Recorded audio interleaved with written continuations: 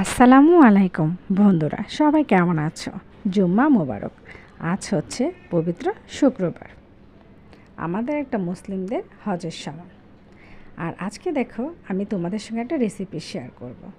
আর সেটা হচ্ছে কিসের রেসিপি তা দেখতেই পাচ্ছ, সেটা হচ্ছে জালি কুমড়া। আর আজকে আমি জালি কুমড়া রেসিপি তোমাদেরকে দেখাবো। আমি এটাকে কীভাবে বানাই।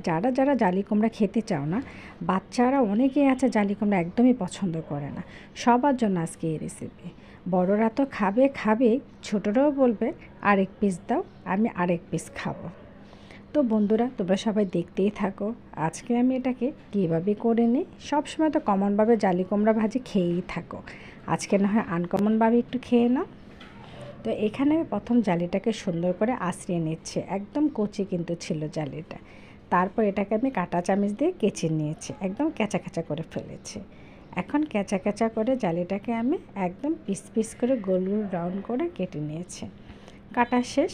এখন আমি কুসুম গরম পানি নিয়েছি, পানিটার মধ্যে হালকা পরিমাণ একটু লবণ দেওয়া ছিল, সামান্য পরিমাণ হলুদের গুঁড়া ছেটা দিয়ে আমি জালিগুলি অল্প একটু ভাপ দিয়ে নেব, যেন জালির কালারটা আরও সুন্দর হয় আর একটু পরিমাণ সিদ্ধর মতো হয়। তাহলে যখন আমি এটাকে ভাজবো তখন যেন খুব সুন্দর হয়ে সিদ্ধ হয়ে আসে, তা না হলে একটু সময় লাগবে বা ভিতরে একটু শক্ত থেকে যাবে। তাই বেশি সিদ্ধ করব না, শুধু একদম হালকা পরিমাণ।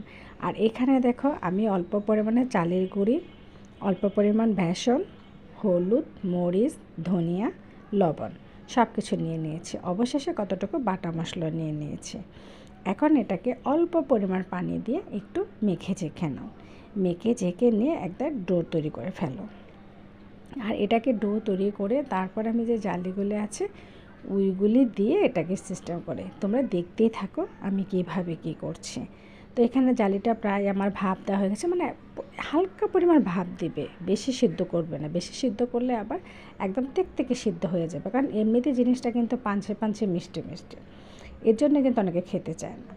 তো এখানে দেখো, আমি ফ্রাই প্যানের মধ্যে তেল দিয়ে দিয়েছি। তেলটা গরম হলে যে ডোটা আমি মাখিয়ে যে খেয়ে দিয়েছি সেটার মধ্যে আমি বেসন দিয়ে চালের গুঁড়ো দিয়ে যেটা মাখিয়ে রেখে দিয়েছি সেটার মধ্যে আমি এটাকে চুবিয়ে ভেজে নেব।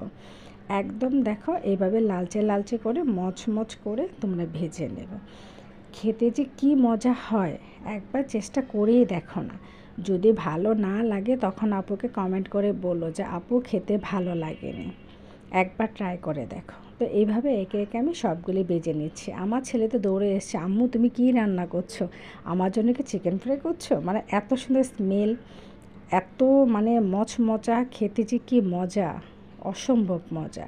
আর আমার চ্যানেলটা যদি সবার ভালো লেগে থাকে, রেসিপিটা ভালো লেগে থাকে, সবাই কষ্ট করে একটু সাবস্ক্রাইব আর লাইক করে দেবেন।